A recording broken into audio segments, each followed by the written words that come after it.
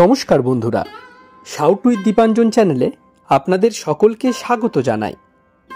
আপনারা শুনছেন শ্রীমদর্শন। শ্রীমদর্শন 16টি খণ্ডে সম্পূর্ণ।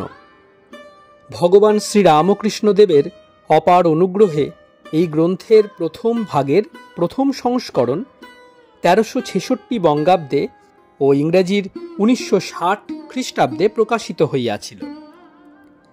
তদবধি ভক্তগণের চাহিদাতেই একের পর এক সংস্করণ প্রকাশ করা সম্ভব হইতেছে। শ্রীমদর্শনের মূল আবেদন, গৃহে বাস করিয়া কি প্রকারে দেবভাবে জীবনযাপন করা যায়, কিভাবে বেদ বর্ণিত উপায়ে সুখ দুঃখ সমভাবে গ্রহণ করিয়া সংসারে শান্তিতে বাস করা সম্ভব হয়। এই পুস্তকে আছে পরমহংসদেবের ও মায়ের কিছু নূতন কথা, আর স্বামীজি প্রমুখ অন্তরঙ্গ সন্তানদের কথা, আর আছে কথামৃতকার দ্বারা কথামৃতর ব্যাখ্যা এবং শ্রীরামকৃষ্ণ জীবনালোকে উপনিষদ, গীতা, ভাগবত, পুরাণ, বাইবেল আদি শাস্ত্রের আলোচনা।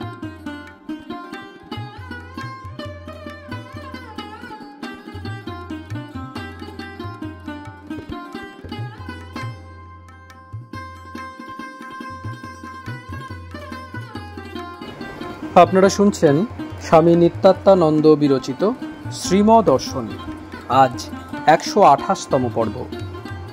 আসুন আজকের পর্বটি আমরা শুরু করি।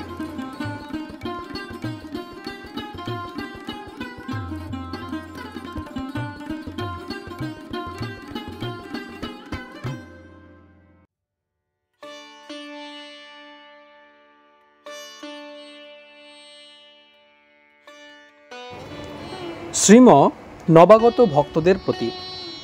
অন্যের ভালোটা নেওয়া ভালো, অন্যের খারাপ দেখতে দেখতে নিজেও খারাপ হয়ে যায়। একটা আদর্শ ধরে থাকা আর অন্যের ভালোটা নেওয়া। ঠাকুর বলতেন, শ্রীকৃষ্ণ বড় মুশকিলে পড়েছেন।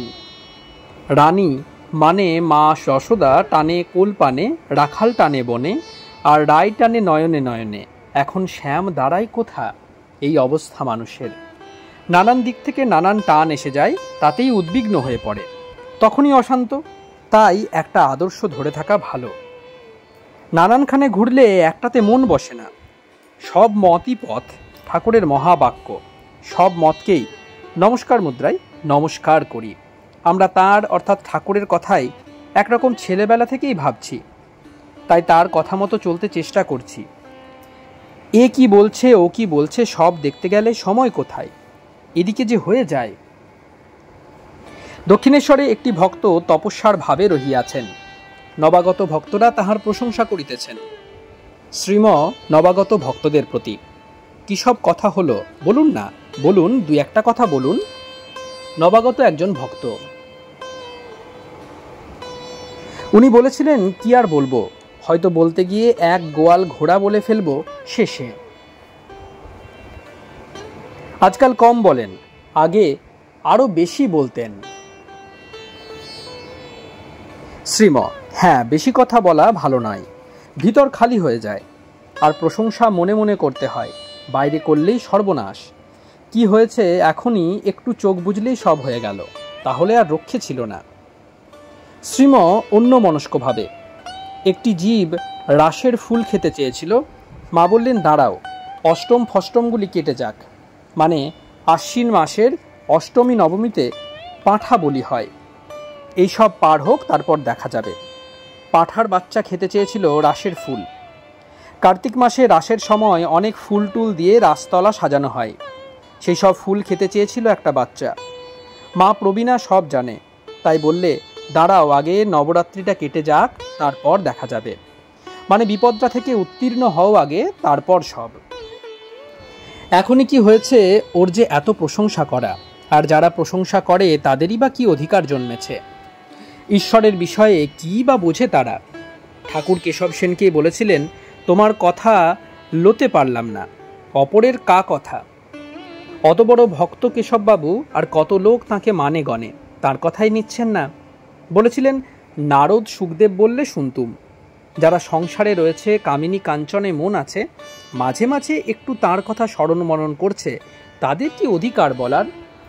যারা বলছে তাদের অধিকার নাই বলার, আর যে শুনছে তার অধিকার নাই শোনার, তবুও যদি সাহস করো প্রশংসা করতে, সেটা হবে at the risk of both, উভয়ের বিনাশ ডেকে আনা। ছি, অমন কাজ কি করা উচিত? নেহাত প্রশংসা করতে হয় তো মনে মনে করো। তাই বলে মরবে সাধু উড়বে চায়, তবু সাধুর গুণ গায়, এমনতর কাণ্ড কোনখান দিয়ে লোকমান্য এসে সব পণ্ড করে দেবে। তাই তো ঠাকুর অত লঙ্কা ফোড়ন দিয়ে বলতেন, ঝ্যাঁটা মারি লোকমান্যে, একটু চোখ বুঝলেই হয়ে গেল, তাহলে আর রক্ষে ছিল না। এই জন্য মিউচুয়াল অ্যাডমিরেশন সোসাইটি অর্থাৎ স্তাবক সভা করতে নেই, তাতে আদর্শ খুব নিচু হয়ে যায়। রাম রাম ও প্রশংসা করতে নেই, সর্বদাই মুখ জলে সিক্ত করে কিনা নামের জন্য, যশের জন্য। ছোট রমেশের প্রতি বলো করে কিনা? শ্রীম কি ভাবিতেছেন? পুনরায় কথা হইতেছে। শ্রীম সকলের প্রতি। একজন অনেক পরিশ্রম করে হেঁটে হেঁটে পুরীতে গেল 6 মাসে, পাটা কেটে কুটে রক্তাক্ত। ওই নিয়ে জগন্নাথ মন্দিরের সামনে গিয়ে উপস্থিত। অরুণ স্তম্ভের কাছে দাঁড়িয়ে করজোরে নমস্কার করছে, মনে হর্ষ, অত দিনের পরিশ্রম সফল প্রায়। সেই সময় একটা গরুর গাড়ি সামনে দিয়ে চলে যাচ্ছে। জিজ্ঞাসা করে জানতে পারল গাড়ি কলকাতা যাচ্ছে। তাহলে বেশ হলো, আমিও তোমার সঙ্গে যাচ্ছি, ভক্তটি বলল। গাড়োয়ান উত্তর করল, তাহলে উঠে বসো। ভক্ত বলল, এই আসছি, একটু দাঁড়াও, একটিবার জগন্নাথ দর্শন করে আসছি। না, আমি অপেক্ষা করতে পারবো না বলেই গাড়ি হাঁকিয়ে দিলে। পথশ্রান্তিতে ক্লান্ত লোকটি এসে দৌড়ে গাড়িতে উঠল।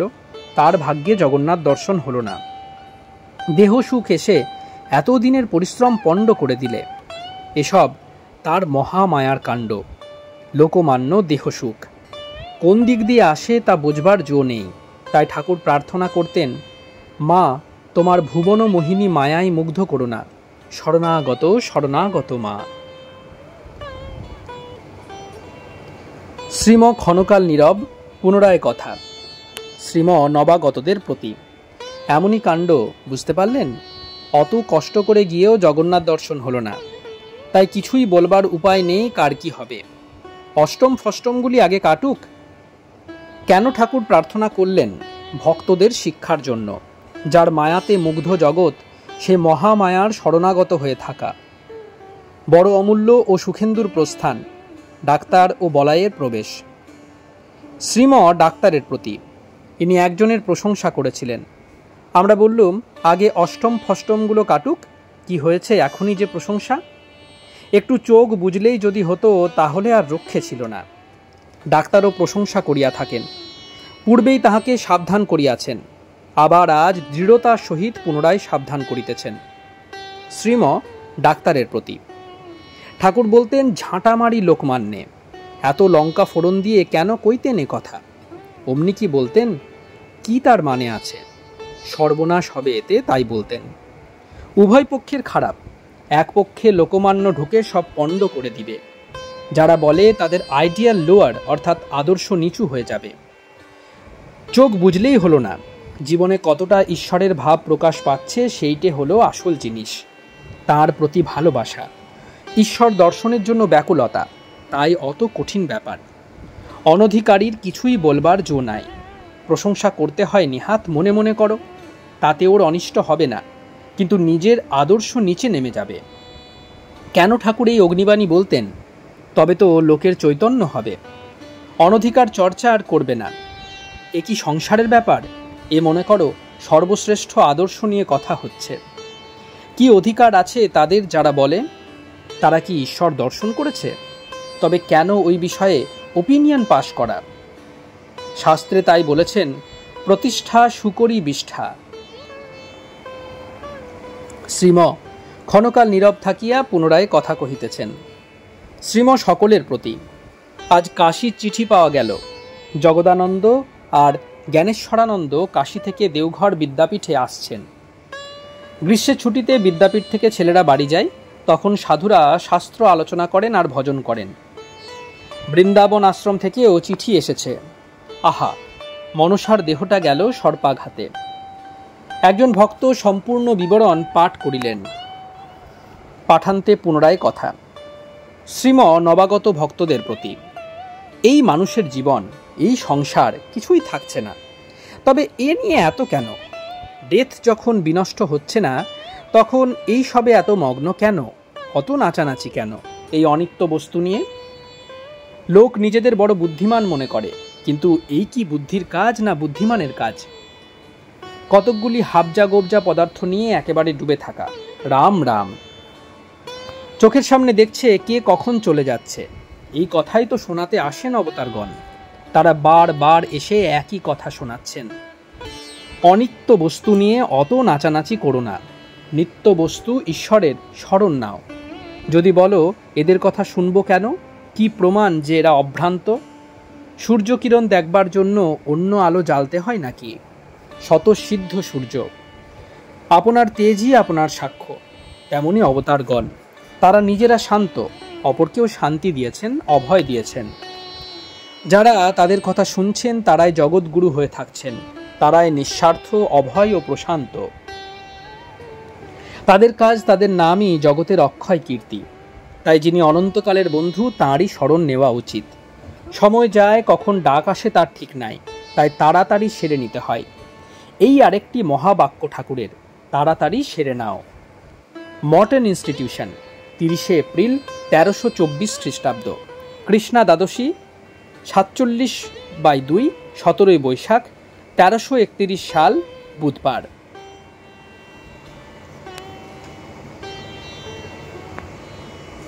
একাদশ অধ্যায়, ট্রামকারের ট্রলি ও শ্রীরামকৃষ্ণ। 1. মর্টন স্কুল, 4 তলার ছাদ, সকাল 8টা। আকাশ বেশ পরিষ্কার ছিল। হঠাৎ একখণ্ড মেঘ আসিয়া প্রভাত সূর্যকে ঢাকিয়া ফেলিল। আজ 1 মে 1924, 18 বৈশাখ 1331, বৃহস্পতিবার, কৃষ্ণা ত্রয়োদশী। শ্রীম ছাদে চেয়ারে বসিয়া আছেন পশ্চিমাশ্য। সামনে বেঞ্চে বিনয়, জগবন্ধু ও ছোট জিতেন বসা। মনোরঞ্জন নিচে গিয়াছিলেন, তিনিও আসিয়া বসিয়াছেন। শ্রীম মাঝে মাঝে একথা সে কথা জিজ্ঞাসা করিতেছেন ছোট জিতেনের বাড়ির সম্বন্ধে। ইতোমধ্যে স্বামী সম্বুদ্ধানন্দ আসিয়া উপস্থিত হইলেন। ইনি শিয়ালদহ স্টেশন হইতে নামিয়া সোজাসুজি এখানে আসিয়াছেন। ইনি সম্প্রতি ঢাকা জেলার সোনারগাঁ হইতে আসিয়াছেন। সেখানে একটি নূতন শ্রীরামকৃষ্ণ আশ্রম তাহার বিশেষ চেষ্টায় স্থাপিত হইয়াছে। উনি উহার মহন্ত। নূতন মন্দিরে শ্রীরামকৃষ্ণের ছবি প্রতিষ্ঠিত হইবে। স্বামী সম্বুদ্ধানন্দ শ্রীমকে নিমন্ত্রণ করিতে আসিয়াছেন। স্বামী সম্বুদ্ধানন্দ করজোড়ে।